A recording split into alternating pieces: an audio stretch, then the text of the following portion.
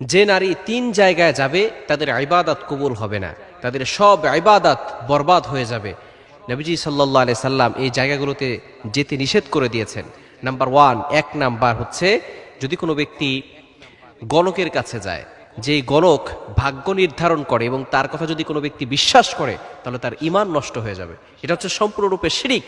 শিরিক আল্লাহ তাআলা পছন্দ করেন না এবং শিরিকের গুনাহ আল্লাহ তাআলা কখনো ক্ষমা করবেন না।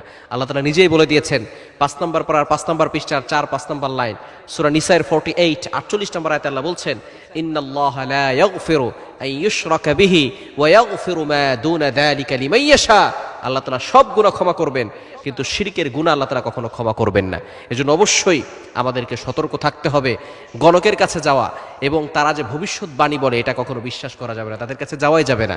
যারা গণকের কাছে যায়, নবী সাল্লাল্লাহু আলাইহি ওয়াসাল্লাম জানিয়ে দিয়েছেন ৪০ দিন ধরে তাদের নামাজ, তাদের রোজা, তাদের কোনো ইবাদত আল্লাহ তাআলা কবুল করেন না, অ্যাকসেপ্ট করেন না। এজন্য গণকের কাছে যাওয়া যাবে না। ২ নাম্বার হচ্ছে টিয়া পাখি দিয়ে অনেক সময় ভাগ্য নির্ধারণ করে, এরকম আছে না নাই? টিয়া পাখি দিয়ে ভাগ্য নির্ধারণ করে যে ভবিষ্যতে কি হবে, ফিউচারে কি হবে।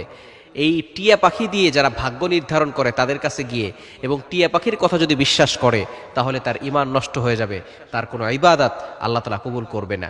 এবং ৩ নাম্বার হচ্ছে খুবই গুরুত্বপূর্ণ বিষয়, সেটা হচ্ছে অনেক সময় মাজারে গিয়ে সেজদা দেয় অথবা হিন্দুদের মন্দিরে যায়।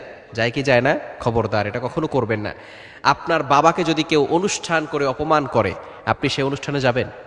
আপনার বাবাকে অনুষ্ঠান করে অপমান করা হচ্ছে, সেই অনুষ্ঠানে কি আপনি যাবেন? আপনি যাবেন না। তো যেখানে আপনার রবকে অপমান করা হচ্ছে, আপনার রবকে তারা অপমান করছে, আপনার রবকে আল্লাহ না মেনে, আপনার রবকে খোদা না মেনে তারা সেখানে পূজা মণ্ডপ চালাচ্ছে, সেখানে তারা শিরকের ভিতরে লিপ্ত আছে, আর আপনি সেইখানে যাচ্ছেন, এটা কিন্তু ইসলাম সাপোর্ট করে না। এই মেলা, যে সমস্ত মেলাগুলো আছে, এই মেলায় যাওয়া এবং শিরকি কাজবাজ করা, এই ধরনের কাজ করলে আল্লাহ পাক রব্বুল আলামিন ওই নারীর ইবাদত কবুল করবে না। এজন্য অবশ্যই আমাদেরকে শিরিক থেকে দূরে সরে আসতে হবে। শিরিক হচ্ছে সবচেয়ে বড় পাপ, সকল পাপের বাপ। যারা শিরক করবে আল্লাহ পাক রব্বুল আলামিন তাদেরকে ক্ষমা করবে না। এজন্য ভবিষ্যৎবাণী যারা বলে, গণক যারা আছে, এদের কাছে কখনো যাবেন না।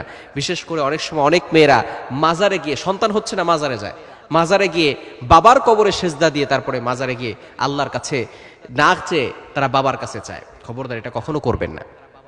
এই বিষয়গুলো আমাদেরকে সতর্ক থাকতে হবে, এটা কখনো করবেন না। আপনি মাজারে যেতে পারেন, মাজার জিয়ারত করার জন্য যাবে, পুরুষরা যেতে পারে, কারণ মাজার জিয়ারত করা সুন্নত। বিশেষ করে মাজার জিয়ারত করা এটা সওয়াবের কাজ। আবু বকর সিদ্দিক রাদিয়াল্লাহু তাআলা নবী সাল্লাল্লাহু আলাইহি ওয়াসাল্লামের জিয়ারত করেছেন কিনা?